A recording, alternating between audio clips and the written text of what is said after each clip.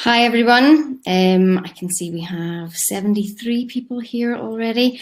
Welcome to the very first online event from TCA. It's nice to see that people are starting to arrive. It'll probably take a few minutes for more people to join us.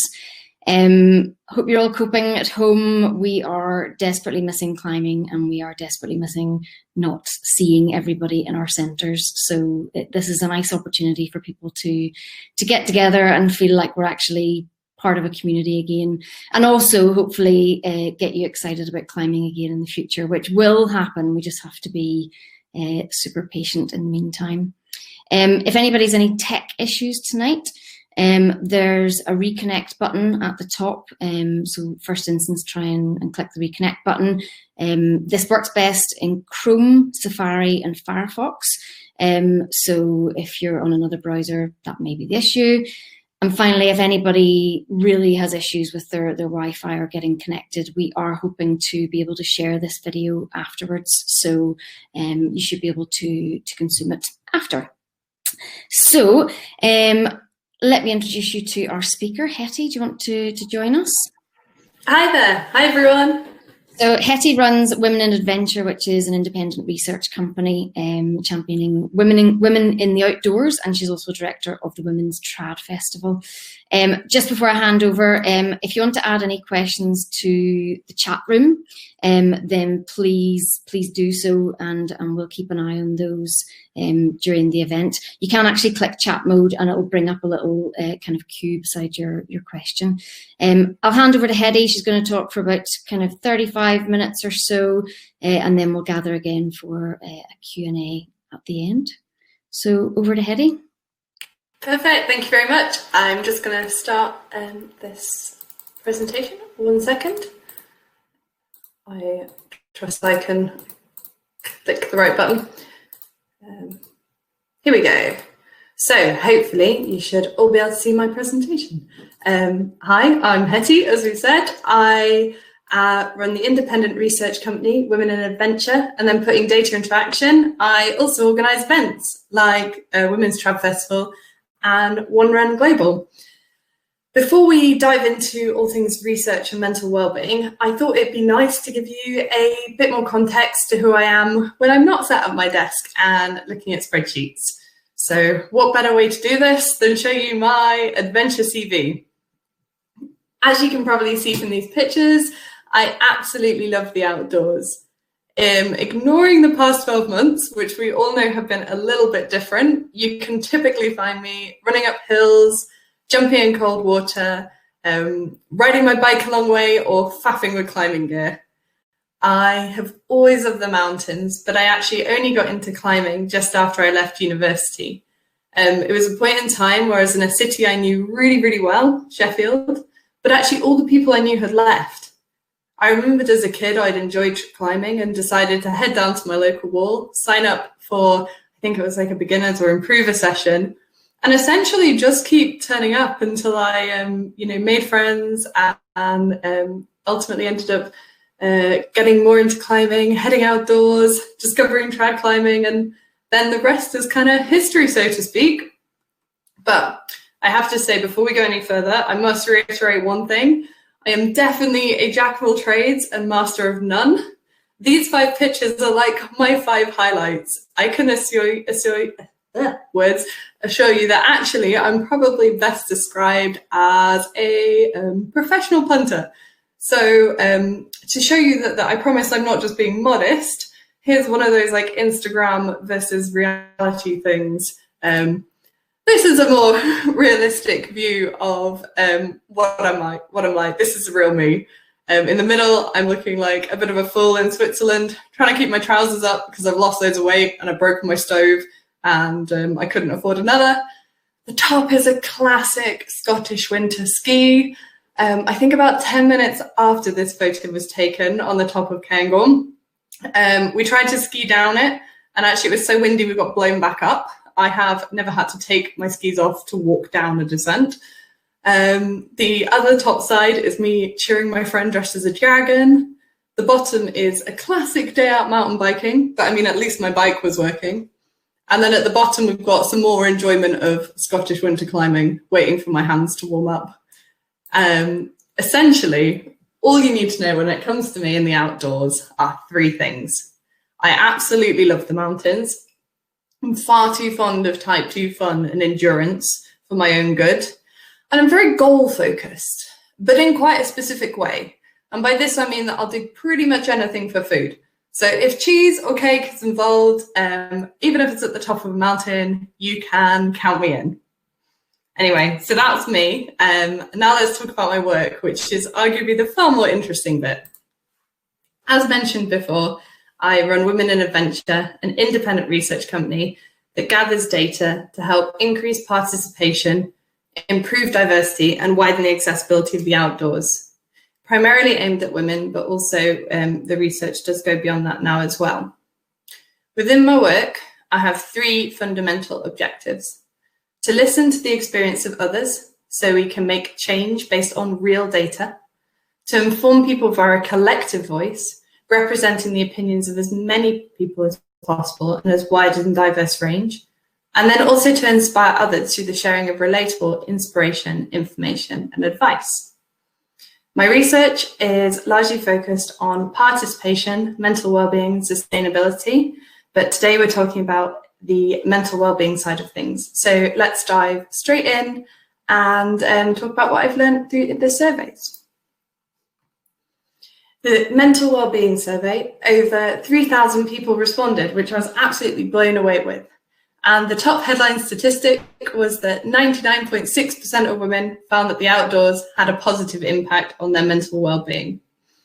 I think my plan before analysis was to actually round results up on these kind of summary to the nearest whole number. However, as you can see, that rounded up was 100%, which I'm not sure anyone would have believed me. I've also just noticed that the formatting on my slide has gone a little strange, so I am going to stop this version and just start my screen share so you can hopefully see the numbers, because that's quite important. One moment. I shall be with you in a second.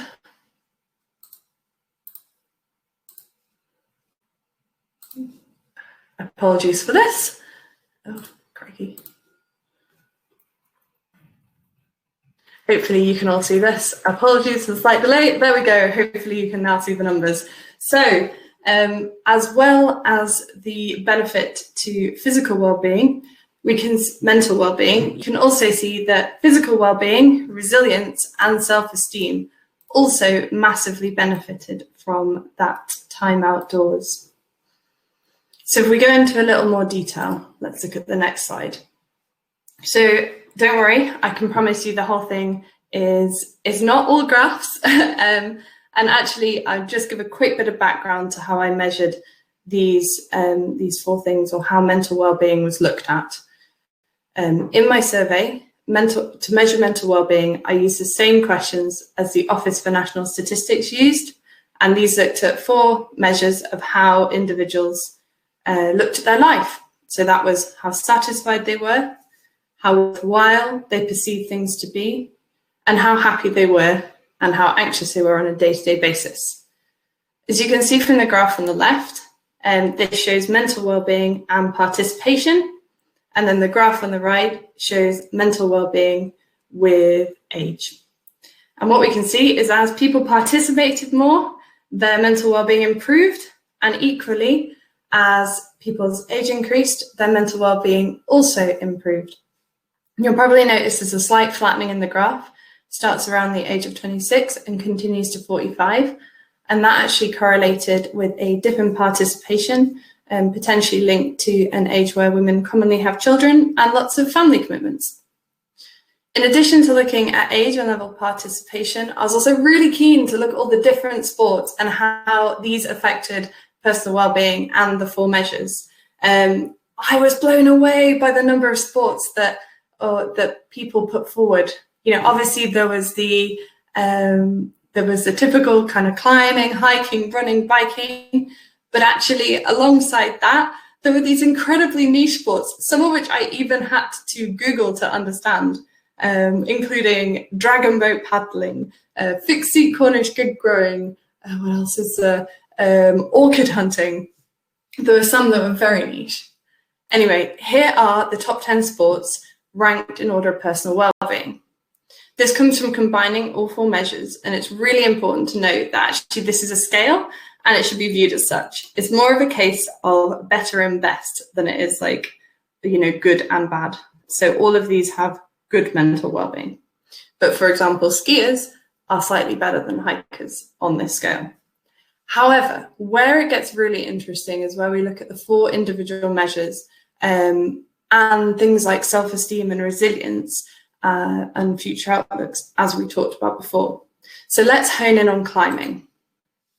As a general rule, climbers placed much larger emphasis on the mental benefits of a sport rather than the physical. Climbers in particular also felt that their sport had a larger benefit on their self-esteem and their resilience than other sports did. This was particularly highlighted for self-esteem, which was really interesting.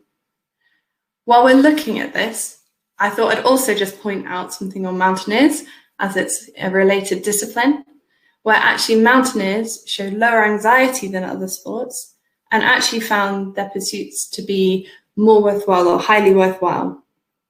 So this to me was incredibly fascinating. And I felt like I could look at all the different sports for hours. But the important thing to remember is whether a woman had good mental well-being or poor mental well-being or somewhere in between, they all fundamentally agreed on one thing. And that was that getting outdoors and active and doing sports like climbing improved their mental well-being. It was also really apparent that these women were motivated to get outside because of how it made them feel mentally, not just physically. And that's shown by this word cloud here, which shows the most commonly used words women used to describe how they felt when they were outside doing their sport. So that's free, happy, focused, relaxed, and calm. Next, I just want to go a little deeper into this and why adventure sports help these women's mental well-being, and then how it changed their lives as a result. So let's start with the first of these points, how adventure sports like climbing made women feel about themselves, which in turn led them to have better mental well-being. So the scientist in me referred to these as internal impacts. Here are the top 8. Hopefully you can see the quotes and they're not too small. The one that came out most commonly was confidence. And this was mentioned in the majority of the responses and was the most common. And this came from the fact that adventure sports allowed you to overcome challenges, often faced as a result of the environment. It meant you pushed your personal limit, repeatedly dealing with knockbacks and failure. Women said this gave them a huge sense of achievement and satisfaction. And whether someone was replying as a beginner or a pro, whatever level they were at, women in the survey said that they felt the outdoors challenged them and that actually their confidence had been increased from having to take ownership of themselves and repeatedly make decisions in lots of different scenarios. After confidence, the most commonly used term or commonly used benefit was being calmer, more relaxed and focused.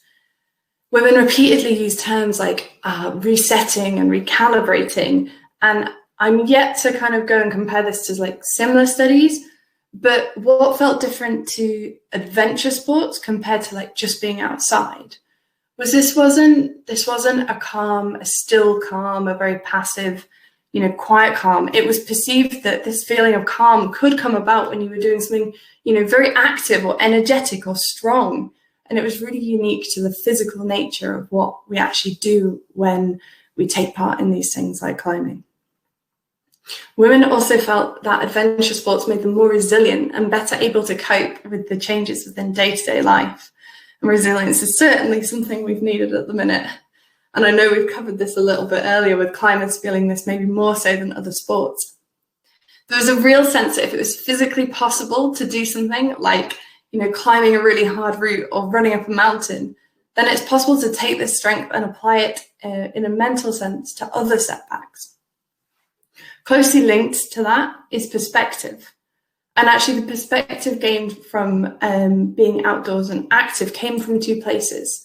The first is like a figurative one, which is very similar to what I've just described in terms of that ability to overcome challenges. And the second was more literal, which is a sense of feeling small in a big landscape and the size and scale of nature of where these hobbies take us.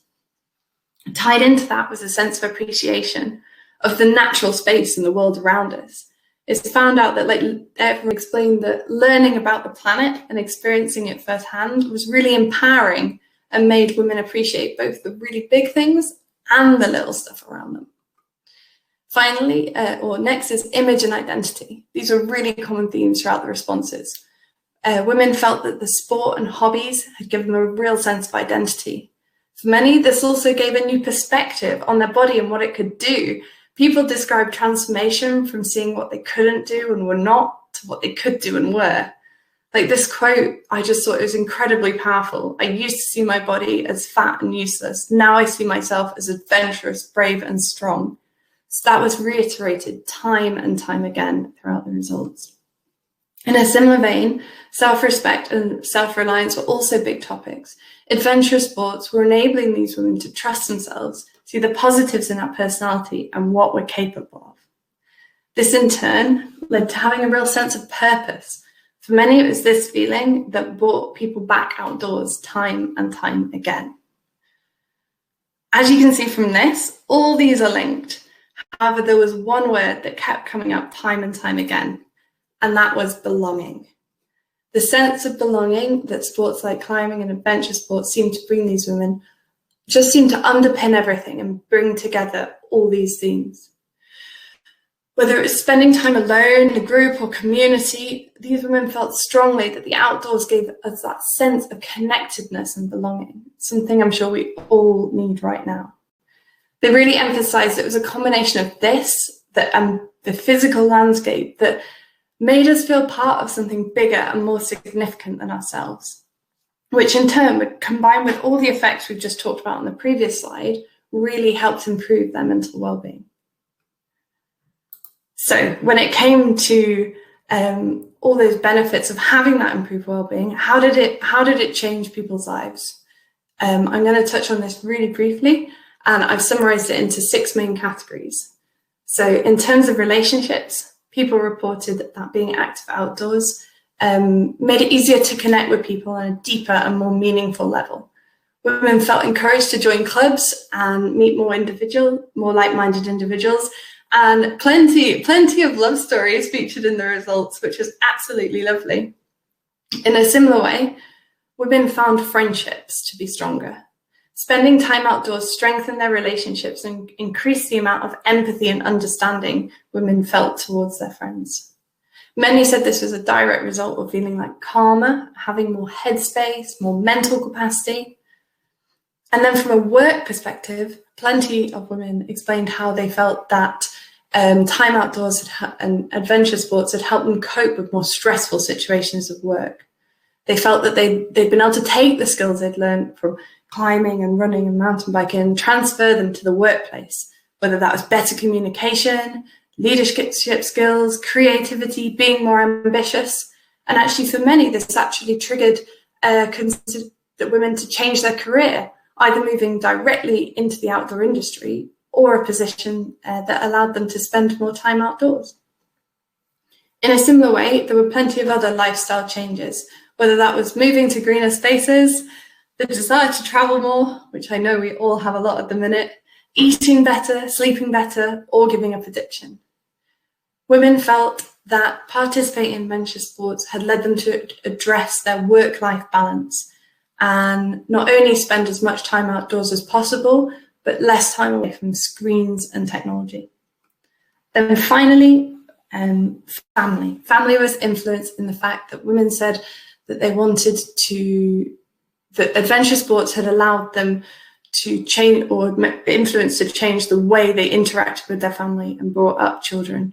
They're really keen that all the effects we talked about before were brought into everyday life, and that the outdoors was prioritised within the family. So that is a pretty fast whistle-stop tour of the results of the survey. I've kept things short due to timing and the fact there is so much to cover. But if anyone has any questions, remember to keep popping them in the comments box, because we have got questions at the end. And now let's look at how we put that into action, starting with Women's Trad Festival.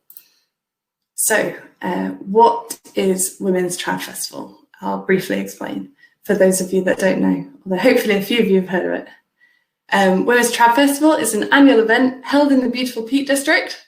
Although named Women's, it's really important to emphasise straight away, we're a super inclusive event and we welcome climbers of all ages, all abilities and genders. Inclusivity is absolutely fundamental to what we do. That in mind, we're a female-focused space, not women's only, and we believe that we need to work towards gender equality together, and help should be welcomed irrespective of gender. The main aim of our festival is to get more people out trad climbing.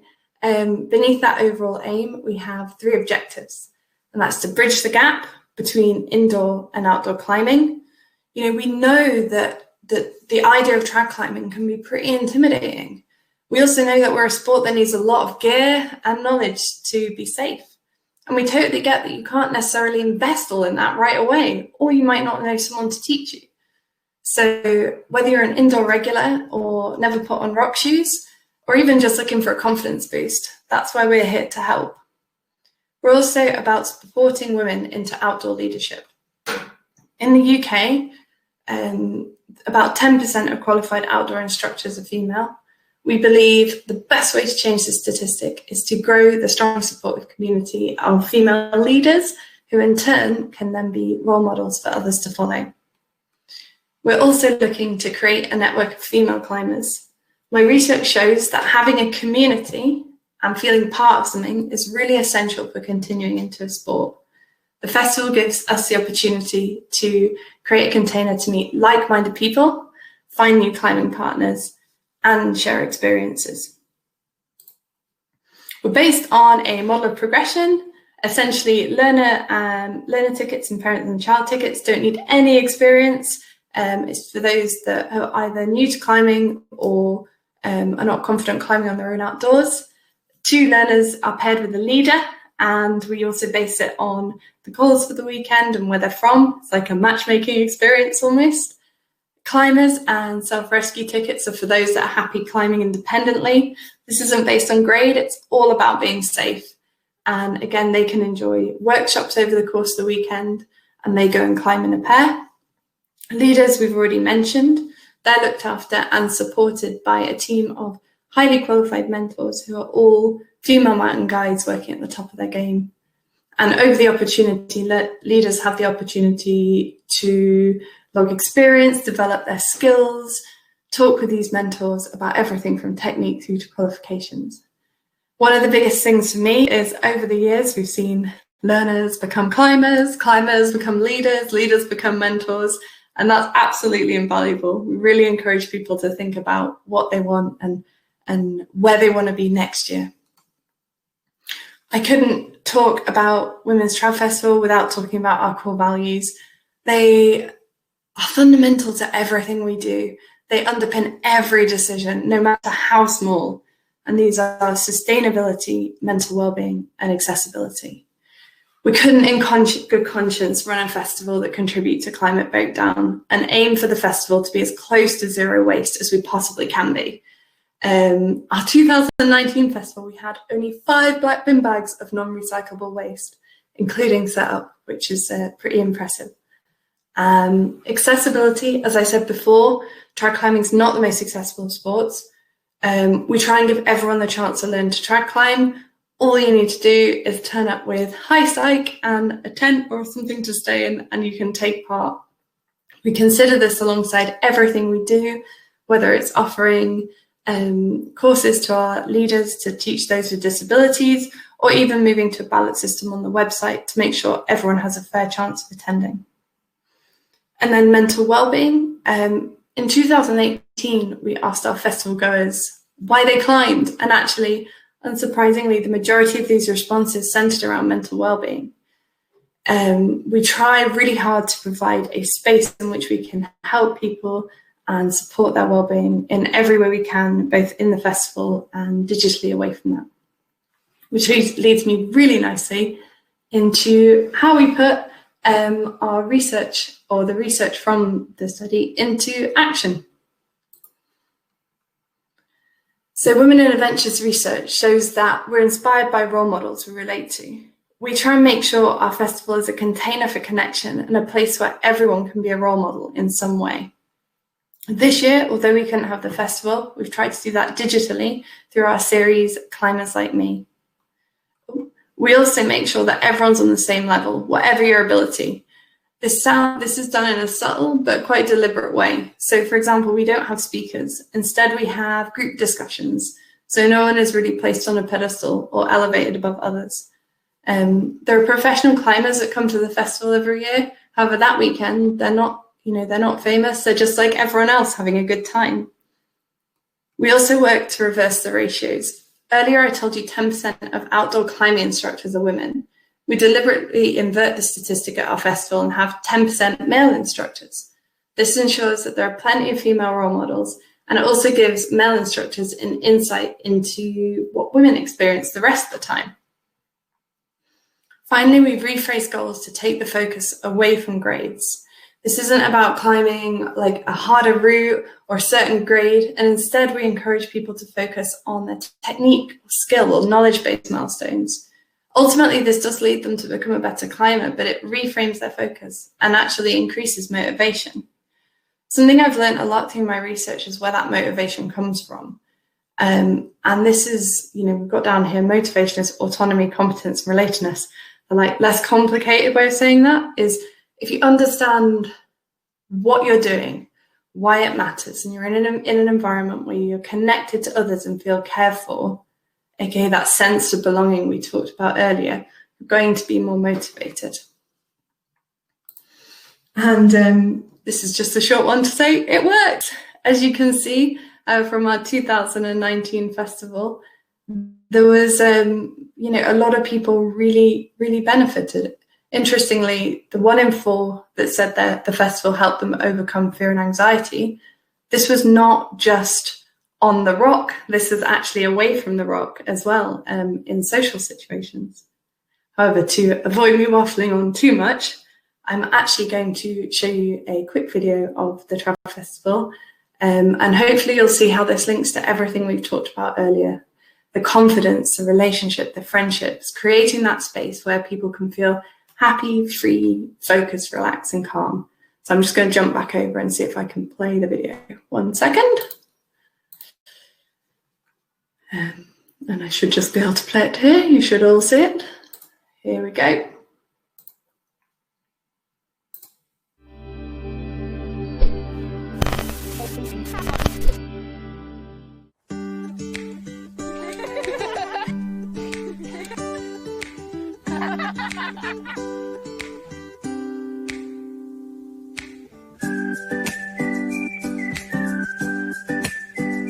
Women's Trad Festival is a glorious gathering of about over 300 women coming to learn trad climbing, teach trad climbing, have a nice time trad climbing, meet loads of other women who really want to do it, and just generally have a beautiful weekend with loads of happy, psyched people. It's amazing.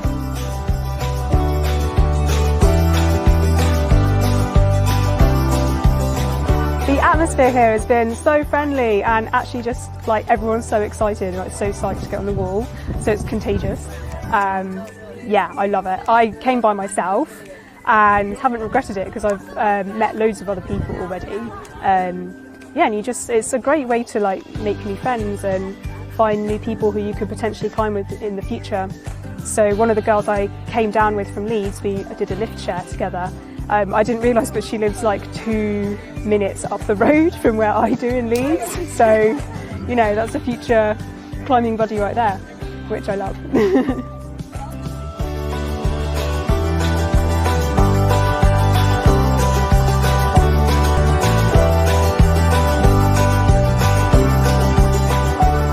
This festival isn't something that it's not just for women. It seems to celebrate the whole of diversity, and having more people, like I say, for other people to see, oh, that person can do it, and I'm like them, be it gender, ethnicity, sexual orientation, whatever. It's great to see, oh, if they can do it, I can do it.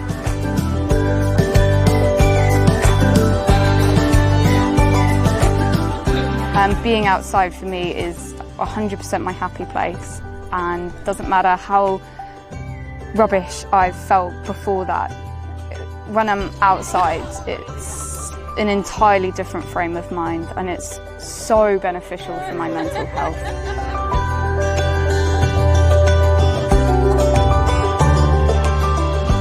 So one of the things I really like about this festival is the emphasis it's placed on sustainability. I'm a student of environmental economics myself, so it's a topic that's quite close to my heart. And it's pretty much the first festival I've been to where like everything has been thought of, from like the transport, from how you get to the event, to how they dispose of the rubbish. It's really inspiring actually to see that when you do put thought into these things, you can make these, decent sized events without causing too much of an impact. This is, we're halfway through day one. This has already been one of my favourite weekends this year, and it's so great to see that you've created a space where there are so many girls that they're going to come out of this with so much more confidence to go out and trad climb.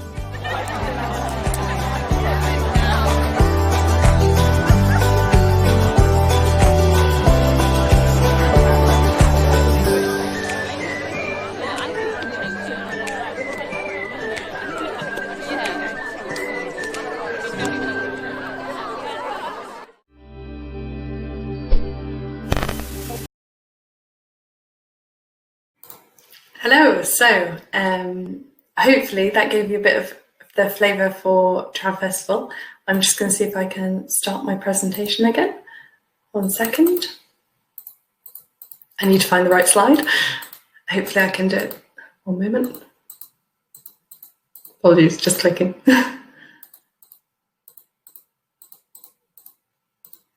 Here we go. So hopefully that's got everyone inspired. So how do we take everything we've talked about so far, the results and what we know about the festival, and act upon it personally and maximise the benefit we can have on our own mental well-being? Often taking the first step can be the hardest part. So that what we've got here are just a few ways to hopefully get started and take that first step. The first is get inspired, which is one I think is really relevant now because we are limited with what we can do, but actually we can still get inspired. And it might be books, it might be films, it might be social media, it might be looking at places you'd love to visit or chatting to people. I'm a map geek. I get really inspired by maps. Find out what motivates you and surround yourself with it. We talked about role models earlier, like head out and look for yours. They're going to be absolutely invaluable, encouraging you to take that first step or the next step, whatever it is, and keep you going through the ups and downs of the journey. Next is work with what you've got. That might be at the minute doing pull-ups on your door frame, like madly Googling yoga for climbers. It might even be going for a walk and just like looking longingly at the rock. Start with what you have access to. Build from here. It really will all make the difference. It's going to be slow progress right now, but it's going to help later on. The next is play to your strengths, which sounds obvious, but if you're someone that excels at like crimpy climbs and hates overhangs, then when you come to start trad, or if you're looking to start trad, make sure you're learning on routes and rocks that suit you. The same goes for pushing your grade 2. If you make sure you set yourself up for success, then you're going to be able to have a higher chance of reaching it.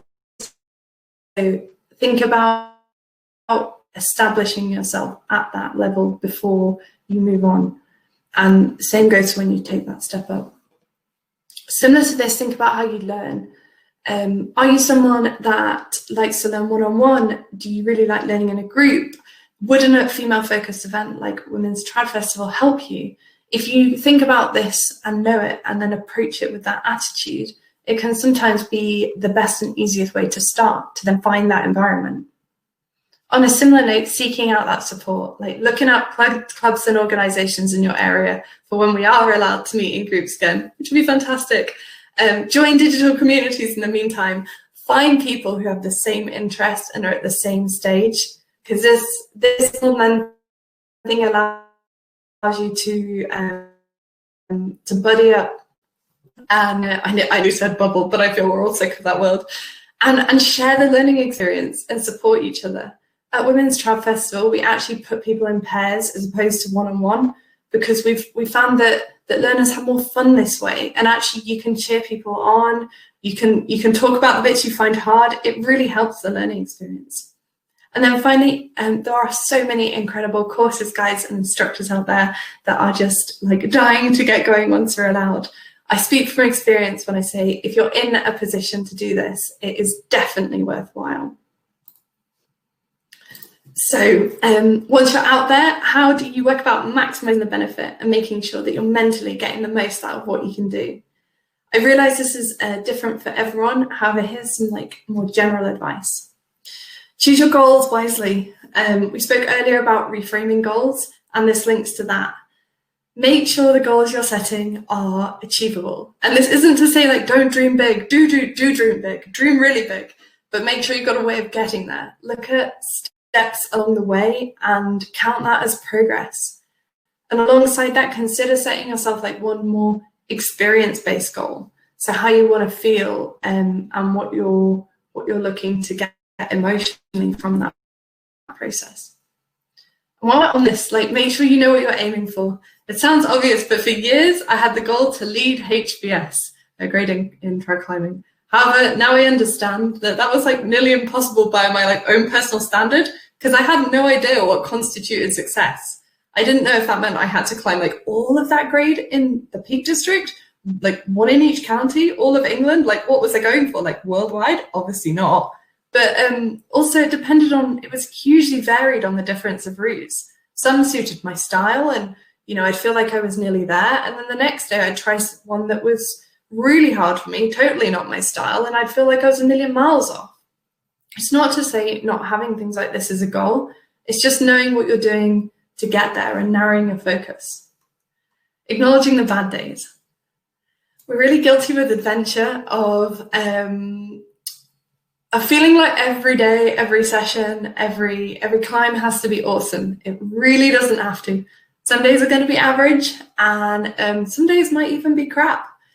Go easy on yourself. This is totally okay. And tomorrow is another day. I've learned that actually these aren't the days to push it, to force the fun or to try and get personal best. Actually dropping things down a level and focusing on the bits you're enjoying and the bits that actually do help your well-being, no matter how small, are worthwhile on that day. And on that note, being patient. No progression in sport is like a smooth, linear, straight upward line. There are ups and downs, as we all know. There's going to be times where it's 2 steps forward and 1 step back. Stick with it, be patient and keep talking to your friends.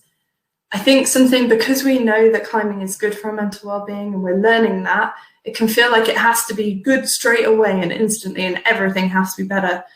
Climbing's not a magic wand. It's going to instantly make things better, but actually it does help. So keep persevering and give it time.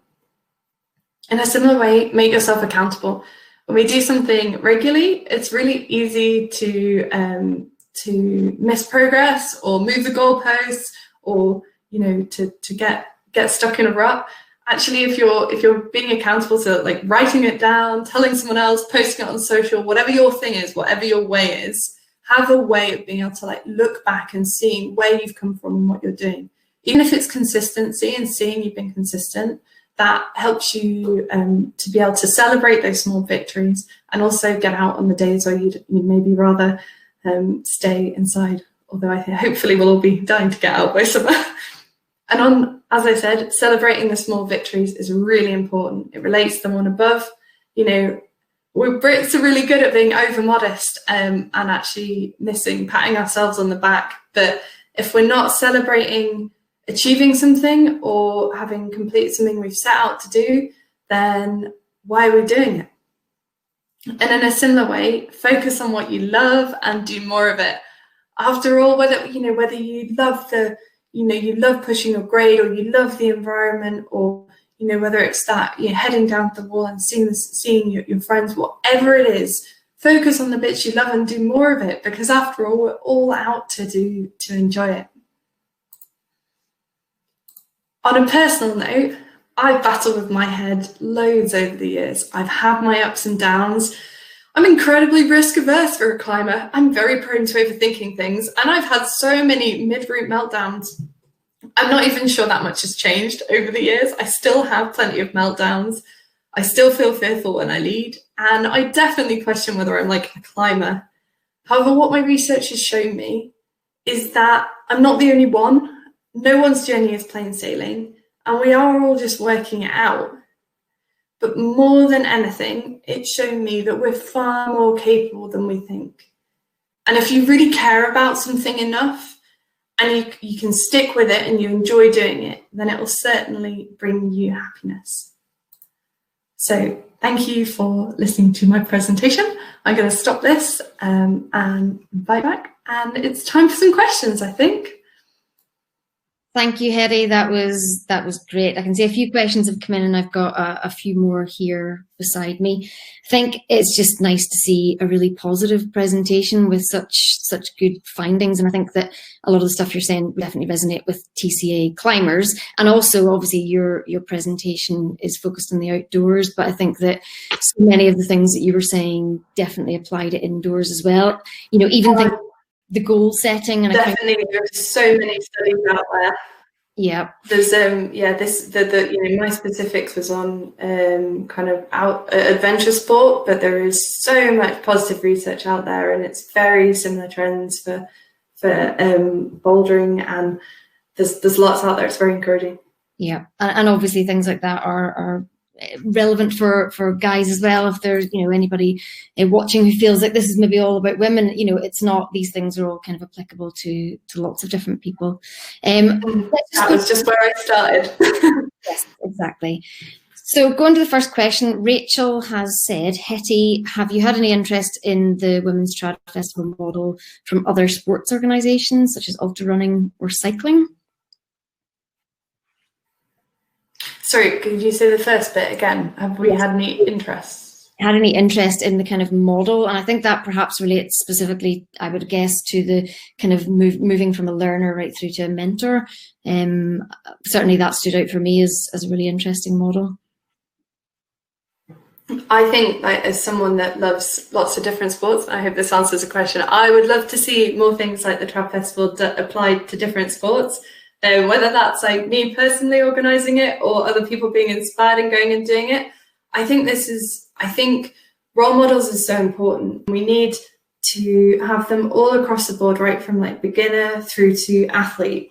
And actually, if we don't create these spaces where everyone can come together and take that first step and continue to progress in whatever way you want, it doesn't have to be that I'm a scenic climber. I have no desire to climb super hard. Probably ever. I just want to be able to climb cool, beautiful routes, or like go indoors and be able to like have a nice session. And that's fine. That's my aim. And what we try and enable people to do is climb independently at whatever level they want to be. And I think in terms of like other sports, taking that focus away from like having to be either like the best, the fastest, the fittest, the strongest, like working out what you want to get from your sport and how to get there, and then putting that model to it. I think it works well for us. So hopefully, it'd be great to see other sports do that. Yeah, I think in terms of the role model thing as well, I also kind of thought about, coaches in our climbing centres as well, to some extent, will be those role models and will be able to kind of take people by the hand. It also made me wonder if TCA should be thinking about kind of creating some kind of a mentoring scheme. And obviously we did have clubs that can't run due to kind of COVID whenever we are open, but I think it's something we can think about further down the line so that people don't feel that they're on their own, and they do feel that they've got a kind of helping hand. Got another question from Emma. Emma says, how do you handle people with a fear of heights who want to trad climb but might panic? She's wondering, should she work on something like that before signing up to attend? So many people have a fear of heights. It's like one of the most common things I think people like get in touch with us before about, and they're like, I'm terrified of heights. I think I'm not sure about how to work on it beforehand under current circumstance, but I definitely think this isn't something to stop you trying initially. Something to consider with trad climbing is you start on the ground and you work up. So even if on your first few goes, you go just a little way up and then back down, you're on a rope and you can manage that. And if you're in a safe, supportive environment where you can, push your comfort zone gradually, then it's definitely something that is really satisfying to try and overcome. I realise that something like these sort of fears they can feel really debilitating, and I don't have a fear of heights, but I have a fear of other things, and I just know that small steps work really well, and also knowing that you do start on the ground and you control how far off the ground you get before coming back down, and that can take as long as you like. That's fine, and everyone will support that. Yeah. On a similar note, Rory has said that after a trad fall, he's developed a fear of trad climbing and is wondering if you have any advice on how to conquer that. I actually have been slightly dealing with this one myself. You might have seen, we've just released a film, or RAB have released a film called Over the Edge, in which, I don't think it's too much of a plot spoiler, I hadn't fallen off trad climbing, and I took quite a substantial fall on a sea cliff climb. And it's taken me so long to come back from this, because I didn't know I was going to fall off. Like, I wasn't ready. And I've had to just go back to basics, and this is what's worked for me, but I realise everyone's different. I literally have gone back to the easiest routes, the old favourites, and I'm not back at the grade I was climbing yet, but I'm enjoying it, and I'm just trying to stick to the easier stuff until I feel a bit bolder, and then I'll move it up slowly.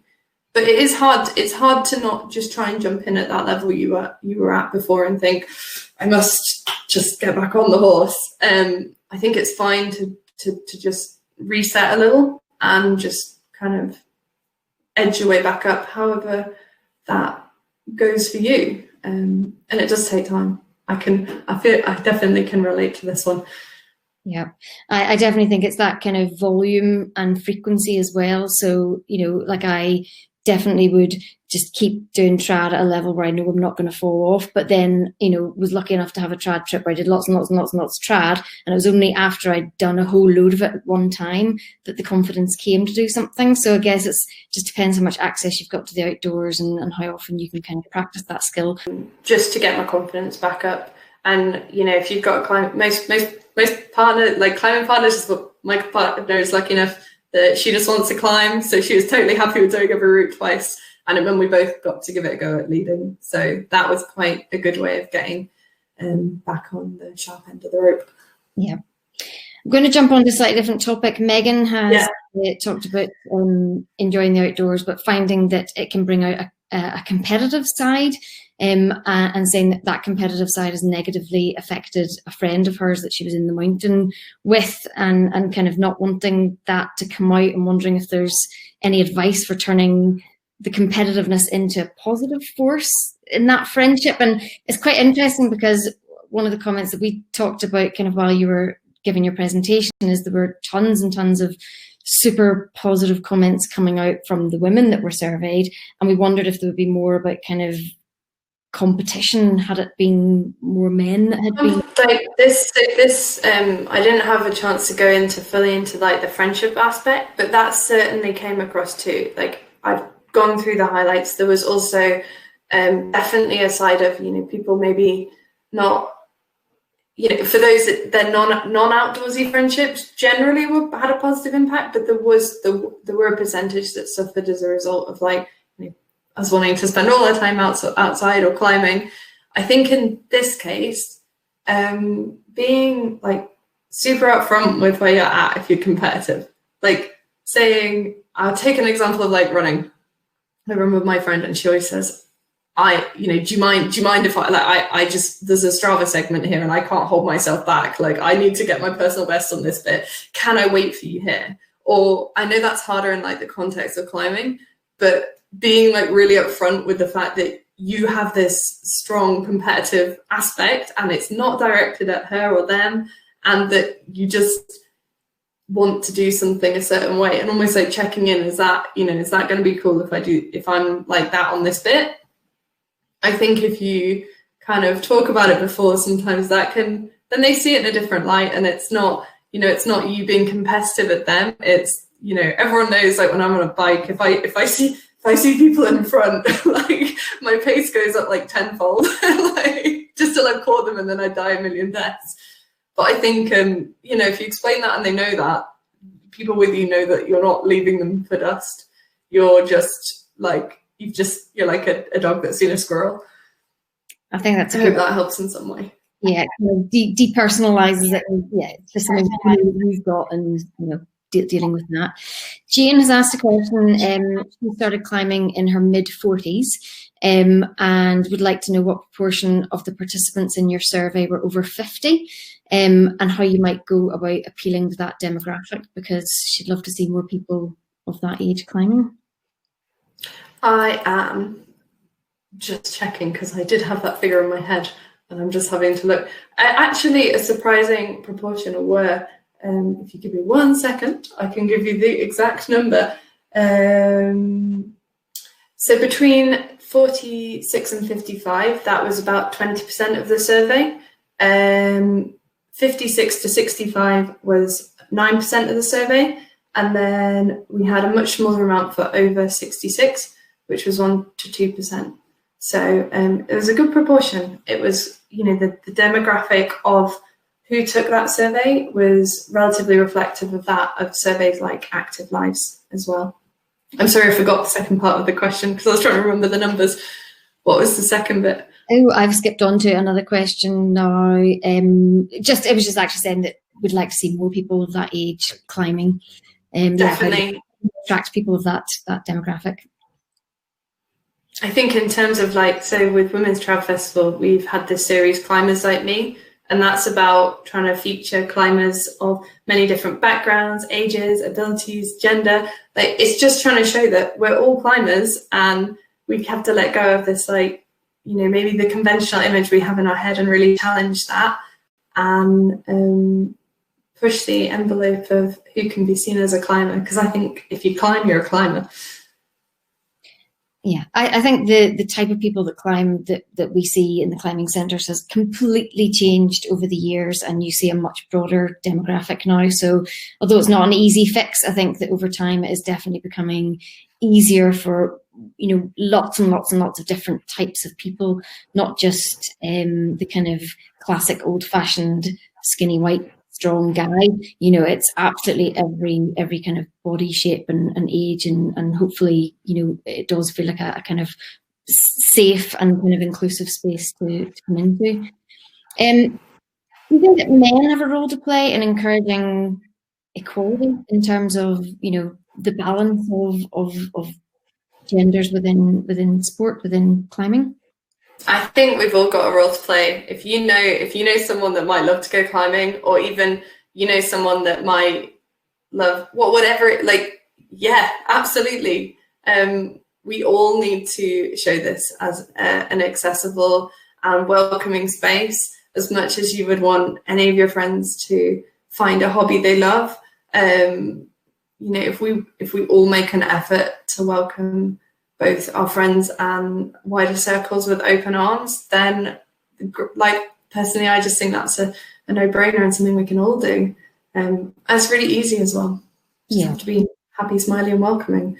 Yeah, and I feel like the kind of positive results that come out of the survey, and also we published another kind of study from Bristol University this week on our website. I think all the information that comes out of that in terms of what people can get from being a climber or being involved in that I think we've all got a responsibility to try and get more people to climb, because we know that they will hopefully get something good out of it. And obviously everybody's got different experiences, but I think it's worth getting people to try something new, and then see how they get on with it.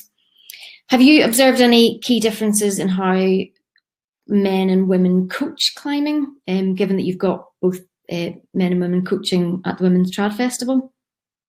I think that's a hard one for me to answer, because so when it comes to the festival, I'm largely logistics, so I'm probably like more in tune with like like building eco-loos and suppliers. But when it comes to learning style, there's a lot of research that shows that there are many different learning styles, and we're learning that isn't necessarily black and white, male and female.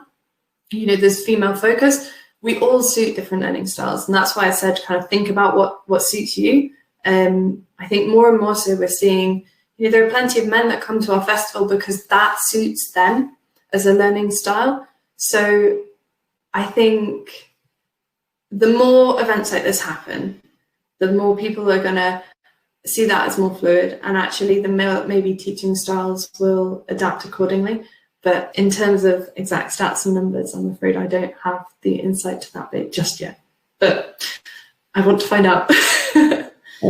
We've got a question that's kind of about specific prices for the Women's Trad Festival. But what we'll do is share a link with everybody afterwards so that you can kind of go and check out the website. And obviously things are running differently at the minute, depending whether or not we're going to be able to meet in person this year.